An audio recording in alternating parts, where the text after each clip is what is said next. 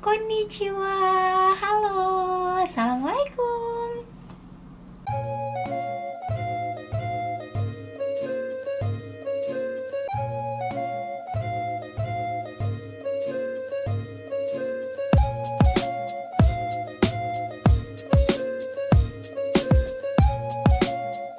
Oke, selamat datang kembali di channel Kuliah Kato. Terima kasih banget udah mau klik video ini, teman-teman.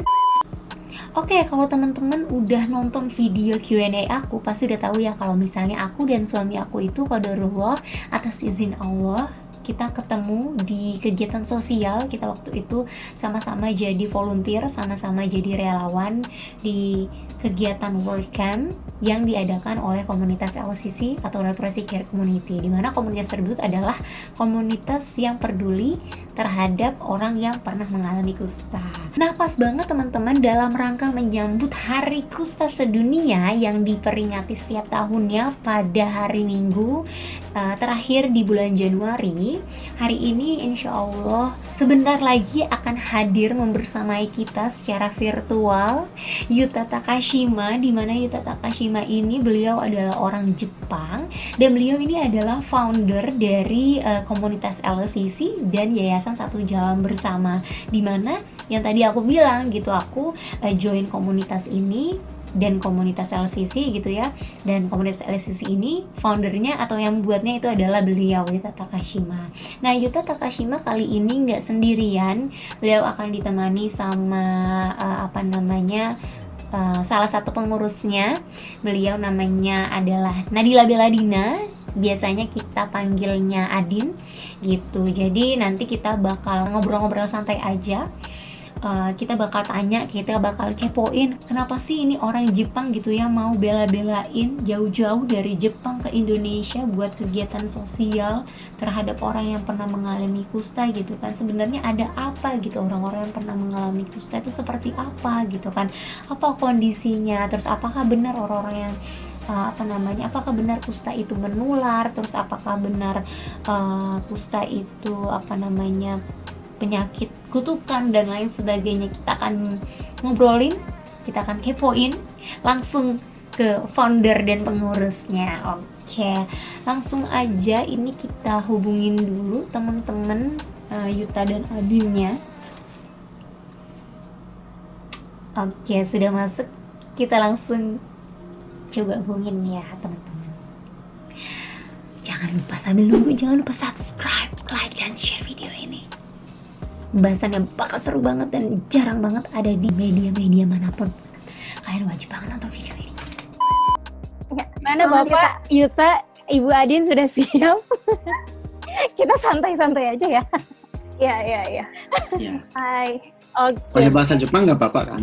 Aduh, mohon maaf Pak. Pengen digetak nih kayaknya nih. Yang translate-nya nggak ada. Oke guys, jadi di sini kita udah kedatangan. Halo Yuta, Adin. Apa kabar semuanya? Udah lama banget kita nggak ketemu ya. Ya, baik. Yuta gimana kabarnya? Baik.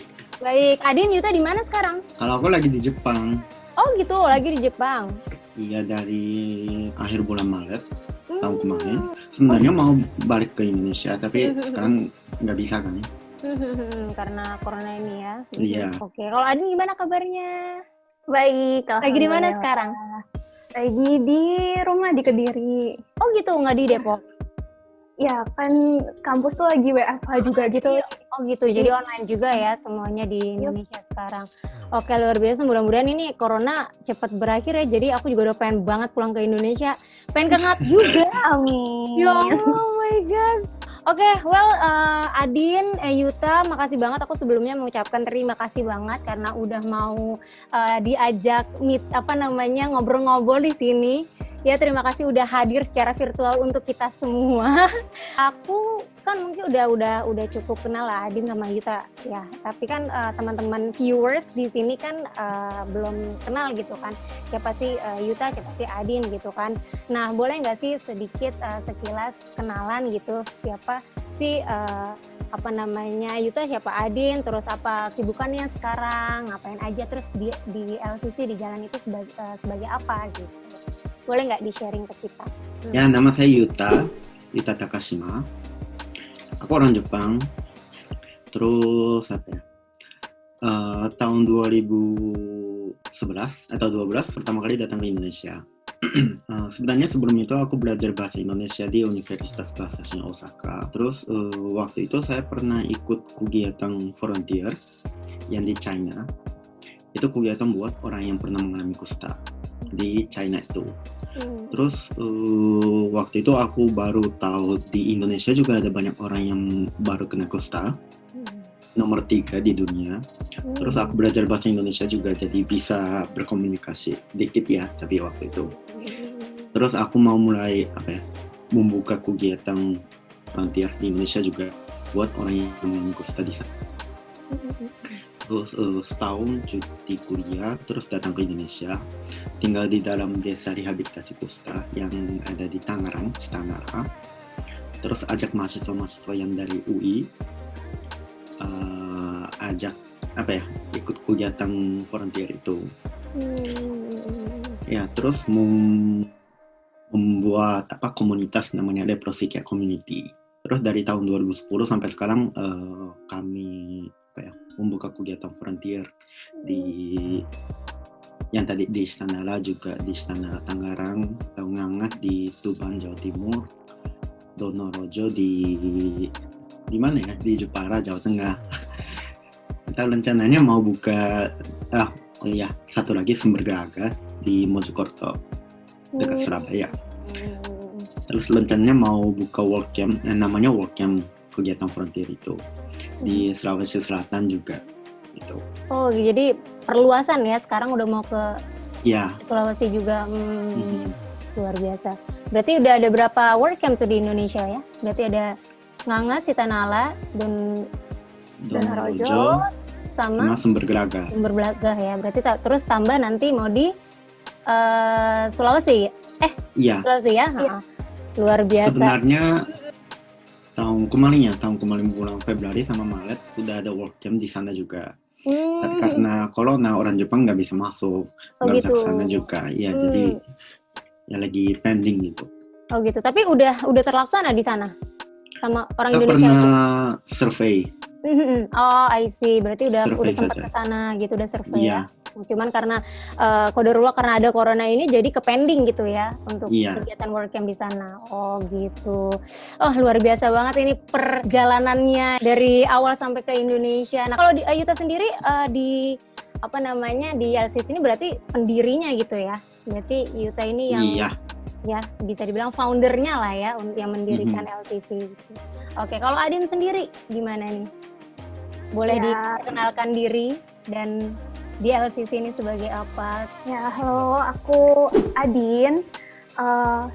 Sampai sekarang masih menjadi anggota LCC dan pengurus Yayasan Satu Jalan Bersama. Jadi dulu pertama banget ikutan acara Work Camp itu di tahun 2014. Pertama banget bareng Lia juga kan. Terus tahun ke tahun ikutan Work Camp terus dan pernah jadi pengurus di LCC juga. Dan ketika 2019 kemarin, LCC ini kan masih komunitas mahasiswa ya. Ini pada tahun 2019 akhirnya kita legalisasikan menjadi sebuah yayasan namanya Yayasan Satu Jalan Bersama. Nah di situ sekarang posisi Adin sebagai ketua yayasan itu sendiri gitu. Bareng sama Yuta kita bikin kegiatan-kegiatan di Yayasan Satu Jalan Bersama itu tadi. Oh gitu, luar biasa. Berarti memang Adin sama Yuta ini udah sekarang dari LCC ini udah fokus ke membangun Yayasan Satu Jalan Bersama itu ya. Kalau boleh tahu ini kan komunitas peduli kusta gitu kan. Sebenarnya komunitas LCC atau Yayasan Satu Jalan Bersama ini apa sih fokus utamanya gitu? Boleh mungkin Yuta dijelaskan, di-sharing ke teman-teman semuanya. Ya seperti tadi aku bilang, di Indonesia itu ada banyak orang yang terkena kusta. Terus tapi masyarakat umum di Indonesia itu belum paham dengan benar tentang kusta. Jadi masih ada banyak diskriminasi. Jadi tujuan utama itu kita ajak mahasiswa-mahasiswa atau anak muda juga atau orang masyarakat bertemu dengan orang yang pernah mengalami kusta, biar mereka tahu kusta itu penyakitnya seperti apa. Biar orang yang pernah mengalami kusta itu mereka itu sedang didiskriminasi. Ada yang pernah dibuang dari masyarakat atau kampung halamannya, dibuang dari orang yang orang tuanya juga dari keluarga gitu. Ya, kita tujuannya itu ya tidak ada diskriminasi, terus orang yang pernah mengalami kusta juga bisa hidup bangkit.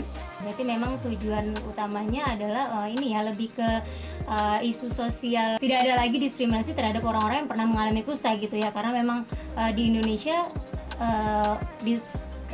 kasus diskriminasi terhadap orang yang pernah mengalami kusta ini termasuk yang masih ada dan banyak gitu ya. Berarti aku jadi penasaran gitu. Kalau untuk Yuta sendiri gitu, selama kurang lebih berarti 10 tahun ada ya, 10 tahun lebih ya tinggal di Indonesia, itu berarti Yuta fokus di kegiatan membangun LCC ini, atau mungkin Yuta kuliah juga, atau mungkin Yuta di sini sambil kerja juga, apa fokus di sini aja gitu? Jadi waktu mendiri RCC itu tahun 2010. Waktu itu aku masih kuliah cuti. Setelah itu aku balik ke Jepang dulu belajar. Terus kalau setelah lulus datang ke Indonesia lagi, biar bisa membantu kegiatan RCC itu. Tapi kalau orang asing tinggal di Indonesia itu ya susah juga, harus kerja.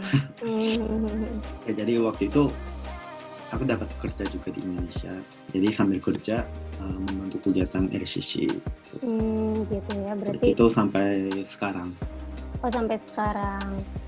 Nah, aku ini penasaran banget nih, dan viewers juga mungkin pada penasaran juga ya gitu kan, selama 10 tahun gitu, kurang lebih 10 tahun Yuta di Indonesia gitu kan, Yuta orang Jepang gitu kan, bukan orang Indonesia, dan waktu itu Yuta tadi sempat singgung kalau waktu pertama kali datang ke sini aja bahasa Indonesianya juga mungkin masih belum terlalu lancar gitu kan.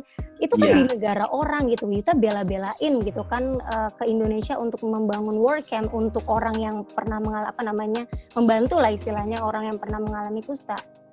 Penasaran deh, maksudnya apa sih, ada apa gitu, ada background apa alasan Yuta mau gitu bela-belain ke Indonesia gitu untuk membangun work camp minimal gitu, maksudnya sedangkan orang-orang Indonesia mungkin sampai saat ini seperti yang udah Yuta tadi sempat singgung juga, Adin juga sempat singgung kalau ada diskriminasi gitu, sedangkan Yuta sendiri orang Jepang kok mau gitu bela-belain. Apa sih alasannya gitu? Alasannya? Apakah ada kejadian apa gitu yang membuat Yuta aku mau ke Indonesia, mau buat work camp untuk apa gitu misalnya? Oh iya. Jadi sebelum saya datang ke Indonesia kan tadi aku bilang ikut work camp di China. Terus di situ aku ketemu sama seorang ibu yang pernah mengalami kusta. Dia itu namanya Meihua, Ibu Meihua. Terus dia itu waktu itu usianya ya kurang lebih 80. Terus dia kena kusta waktu dia usia 20-an. Jadi hampir 50 atau 60 tahun dia itu ya pokoknya nggak ada keluarga, nggak ada teman gitu juga. Sendirian. Pernah menikah juga, punya anak juga, tapi mereka itu sudah meninggal. Jadi dia itu sendiri. Itu terus dia bilang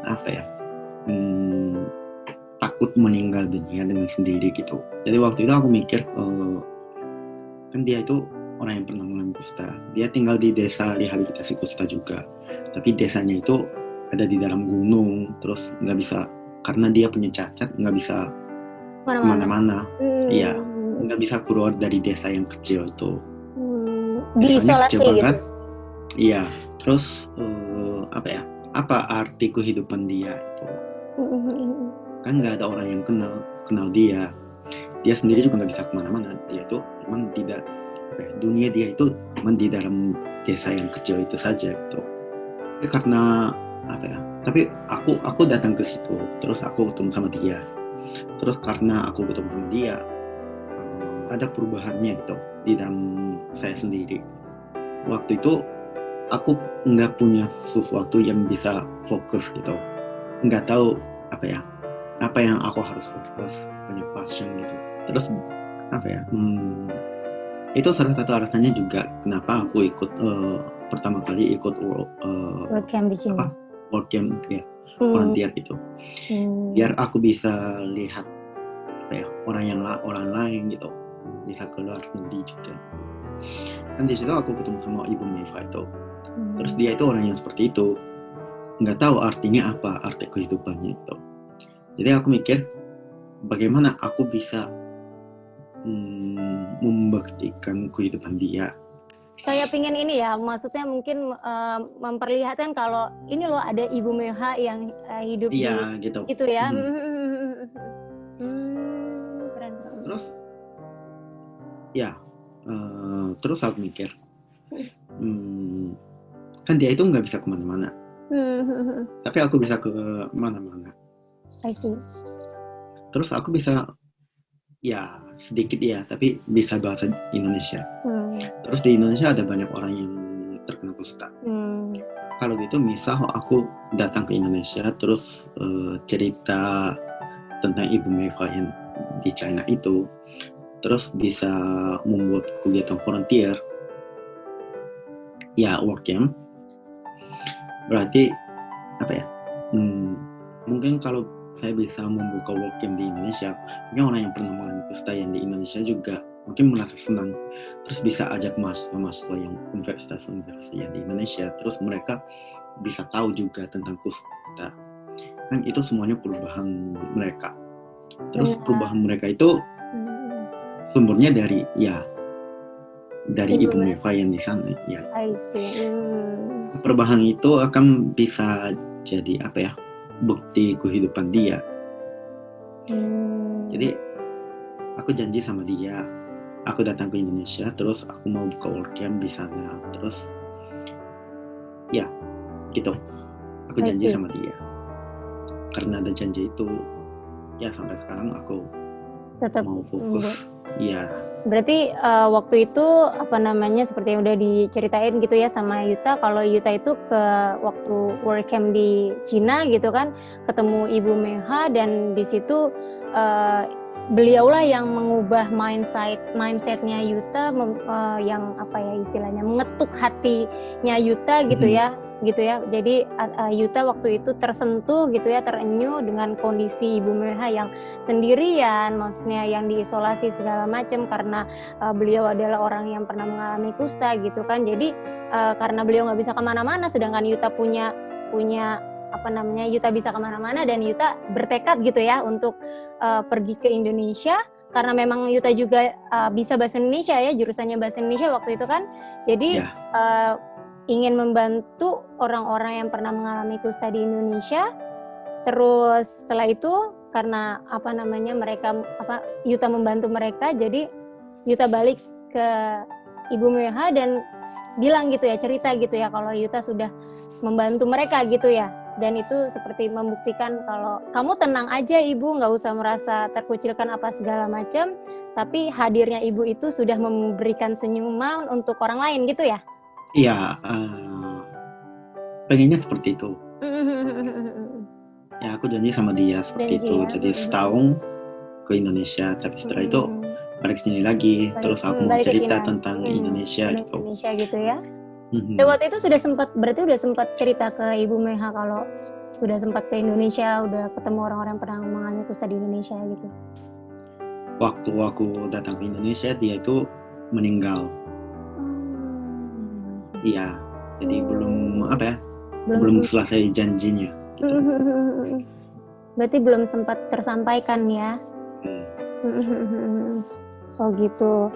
Tapi aku benar-benar luar biasa banget deh ini, ternyuh banget, benar-benar merinding banget dengar cerita Yuta tadi tentang Ibu Meha dan bagaimana Yuta ingin membuktikan bahwa kehadiran Ibu Meha ini bisa memberikan istilahnya senyuman juga untuk orang-orang yang pernah mengalami kusta di Indonesia gitu. Nah, kalau misalnya Adin sendiri, udah berapa kali sih Adin ikut work camp dari 2014 itu? Dari 2014 sampai 2018 ya. itu sebagai volunteer tiap tahun ikut terus gitu. Wow. Jadi berapa kali tuh? Ya itulah. Dari 2014 sampai 2018 ya. Ya. Terus berarti Baru di tahun 2019 dan 2020 mungkin udah nggak bisa ikutan sebagai volunteer lagi ya. Jadi visit ke desa-desa rehabilitasi kustanya sebagai ya sebagai volunteer gimana sebagai yang dulu pernah ikutan Warcamp gitu. Tapi sebenarnya kalau aku mau tanya deh, kalau Adin sendiri alasan waktu itu ikut Warcamp apa sih? Kalau dari Adin sendiri? Kalau aku pertama kali sebenarnya terjebak sih. Terjebak. Jadi ceritanya adalah waktu itu aku masih mahasiswa baru di FKM UI gitu kan ya, kesehatan masyarakat. Sebagai mahasiswa tuh pas lagi semangat-semangatnya ingin belajar kesehatan gitu. Cari-carilah acara apa kira-kira yang terkait dengan ilmu kesehatan kayak gitu. Nah, tiba-tiba dapat rekomendasi ini ada poster, ada Warcamp yang dia itu acaranya terkait dengan orang yang pernah mengalami kusta kayak gitu. Karena kusta ini kan sebuah penyakit ya. Jadi aku pikirnya nanti di sana kita akan belajar tentang kusta itu bagaimana, cara pengobatannya bagaimana, terus di masyarakat kita bisa ngasih penyuluhan untuk mencegah kusta kayak gitu. Tapi turns out ketika ikut Warcamp sudah diterima sebagai volunteer pergi ke sana, acaranya ini lebih ke acara sosial gitu, bukan tentang kesehatannya. Jadi lebih bagaimana kita berinteraksi dengan orang yang pernah mengalami kusta seperti itu. Itu waktu pertama banget ikutan Warcamp sih.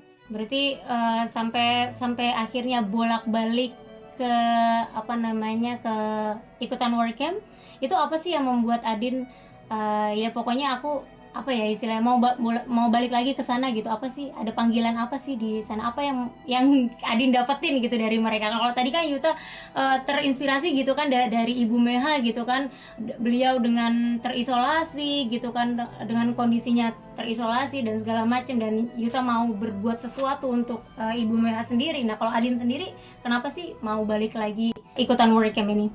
Ikutan Warcamp ya. Warcamp pertama waktu itu di Nangat benar. Jadi dari itu apa ya, yang tadinya ke sana ada perasaan bukan takut sih, kalau aku lebih ke gimana kalau nanti nggak bisa interaksi secara langsung dengan nyaman sama warganya gimana gitu. Tapi setelah di sana nggak usah deh seminggu, 3 hari aja itu warganya udah sangat ramah gitu, ramah banget sama volunteer gitu. Jadi di sana yang kitanya datang ke sana sebagai volunteer awalnya pengen membantu warga kayak gitu ya istilahnya, tapi di sana justru kita yang merasa dibantu, disenangkan sama warga kayak gitu loh. Jadi sebenarnya udah lupa bahwa ke sana ingin membantu kayak gitu. Jadi di sana itu ya kita akhirnya berinteraksi kayak ya udah aku dan warga kayak gitu, berinteraksi satu sama lain kayak gitu. Jadi yang tadinya teman-teman pun ada yang mungkin baru pertama kali ketemu dengan orang yang pernah mengalami kusta dan masih merasa takut untuk jabat tangan, untuk berinteraksi kayak gitu. Setelah merasakan keramahan sama kehangatannya warga sendiri di sana, itu rasanya ya udah luar biasa ya. Iya, udah. Gitu. Itu sih the power of kalau ketemu langsung sama warga kayak gimana gitu. Karena selama ini kan mungkin karena kusta ini isu yang jarang ya, yang jarang diangkat. Benar. Kayak gitu. Orang tuh cuma ngerti sebatas pas kita lagi ada exhibition atau edukasi juga di universitas misal atau di sekolah-sekolah kayak gitu. Mereka cuma sebatas ngerti kusta ini, iya penyakit karena bakteri kayak gitu. Mungkin sebatas di situ, tapi mereka belum pernah langsung berinteraksi dengan orang yang pernah mengalami kusta kayak gitu. Itu bakalan beda banget sih kalau cuma ngerti sama ketika benar-benar udah ada kesempatan langsung untuk ya. sama orang mengalami kusta kayak gitu. Oke, tapi bener banget sih Adin, aku waktu itu kan aku juga tahun 2014 ya, waktu itu aku ke Ngangat, Tuban, Jawa Timur, dan di situ aku benar-benar awalnya aku kan diajak ya sama senior aku waktu itu.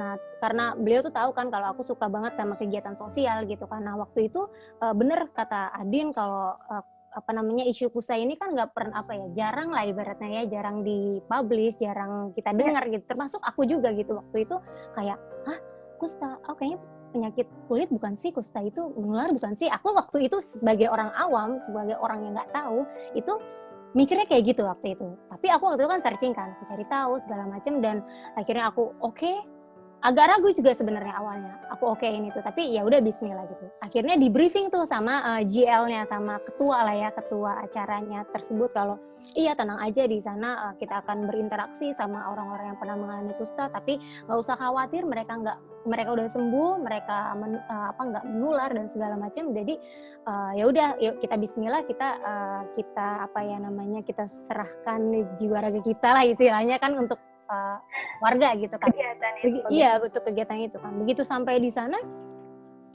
yang awalnya tadinya aku mau kan aku udah dengar gitu ya cerita-cerita sekilas lah, cerita orang yang pernah mengalami kusta gitu kan, mereka didiskriminasi segala macam. Aku udah sempat dengar sebelum aku join gitu kan.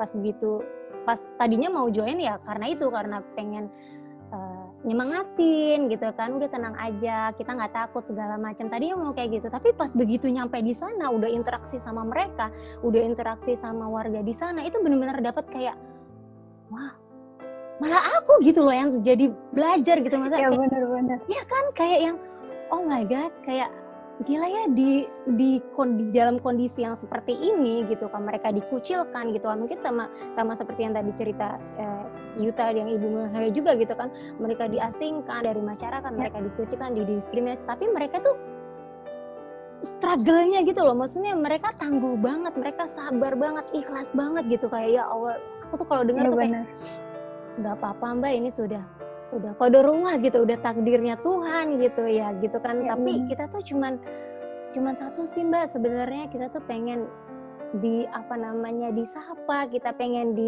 aku satu hal yang benar-benar bikin aku banget gitu, kayak kita tuh sebenarnya nggak pengen apapun, kita tuh cuma pengen disapa, diberi salam, dan satu lagi disentuh. Itu loh, kayak sumpah aku tuh sampai aku ceritain kayak merinding lagi karena memang segitunya. Oh my god, kenapa Bu emangnya kalau disentuh? Karena aku selama hidupku aku nggak pernah mau tuh ada yang nyentuh tangan saya Mbak, kata dia gitu kan. Karena jijik, bahkan keluarga saya karena jijik, karena takut segala macam. Di situ kayak oh my god, gila ya, masalah gue berarti kecil banget ya, mereka keren banget ya kayak gitu. Luar biasa, benar banget. Itu benar-benar itu yang harus teman-teman perlu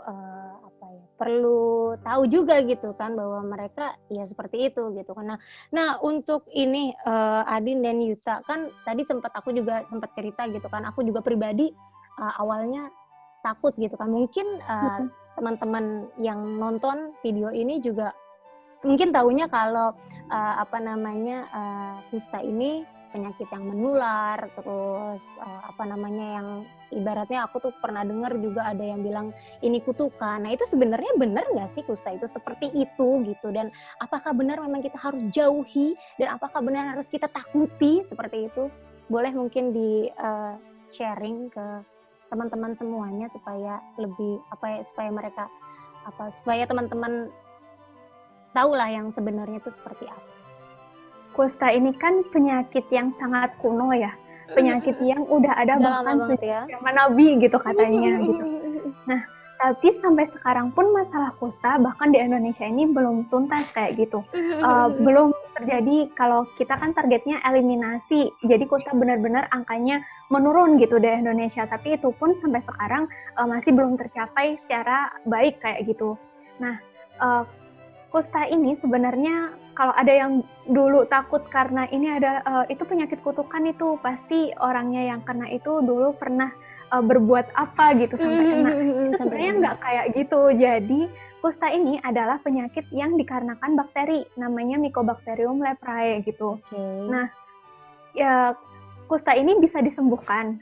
Sudah ada obatnya gitu, namanya MDT atau multi drug therapy, yang itu bisa diakses di puskesmas gitu, di seluruh puskesmas secara gratis. Jadi kalau misalkan kusta ini kan tanda-tandanya itu dia ada bercak-bercak putih atau merah di tubuh seperti itu kan, yang dia itu ketika disentuh atau ditusuk gitu nggak kerasa, mati rasa. Itu Jadi nggak bisa ngerasain apapun ya? Ya, jadi mati rasa kayak gitu. Karena kan yang diserang dari Mycobacterium leprae ini adalah kulit sama syaraf tepi ya. Ketika udah ada bercak terus dia disentuh nggak kerasa, mungkin itu adalah salah satu tanda dari kusta, bisa dibawa ke puskesmas gitu. Nanti kalau misalkan memang diagnosisnya tepat dia itu kusta kayak gitu, akan diberikan obat MDT itu secara gratis kayak gitu. Jadi kusta ini bisa disembuhkan, nggak usah takut lagi. Dan orang-orang yang udah minum MDT nih, walaupun sebenarnya belum tuntas MDT-nya, jadi MDT ini kan diminum 6 hingga 12 bulan gitu ya.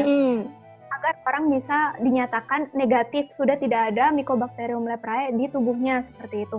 Sudah minum MDT, belum tuntas pun dia sudah tidak bisa lagi menularkan kusta ke orang lain kayak gitu. Jadi anggapan bahwa kusta ini gampang menular, apalagi orang yang sudah diobati tetap bisa menularkan, itu salah kayak gitu. Nggak kayak gitu. Berarti memang sebenarnya penyakit kusta ini bisa disembuhkan, dan kalau memang terkena kusta itu ada obatnya gitu ya. Ada obatnya, tinggal diminum selama dari 6 sampai 12 bulan. Itu harus rutin ya berarti ya.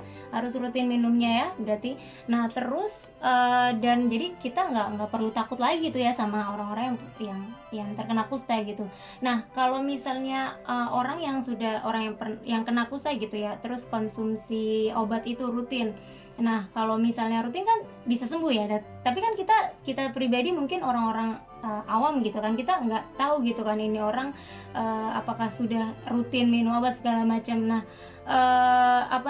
sebenarnya kalau misalnya kita ketemu sama orang yang pernah mengalami kusta gitu ya, tapi kita nggak tahu nih beliau ini udah sembuh atau belum. Nah, itu gimana? Apakah kita jauh-jauh juga deh apa gimana gitu? Sebenarnya penularannya itu cepet nggak sih kalau misalnya kita ketemu sama orang yang masih perobatan gitu, masih pengobatan? Ya, untuk penularannya sendiri sebenarnya kusta ini nggak gampang menular gitu. Kalau kata WHO, katanya dari 100% orang yang ada di bumi, hanya 95% orang ini udah punya kekebalan sendiri terhadap kusta kayak gitu. Udah ada imunitas. 95% ya?